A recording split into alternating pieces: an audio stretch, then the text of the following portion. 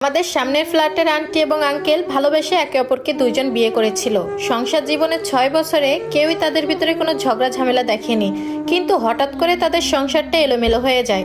ঘটনা শুরু হয় 2021 সাল থেকে। সুমি আন্টি তার পাশের বিল্ডিংয়ে রিমা আন্টির সাথে 2021 সালে বন্ধুত্ব করে।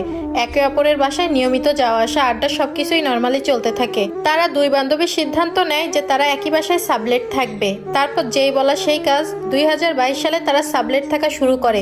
দুই বান্ধবী ম্যাচিং ম্যাচিং জামা, জুতা, কসমেটিক্স সবই ম্যাচিং ম্যাচিং চলতো তাদের।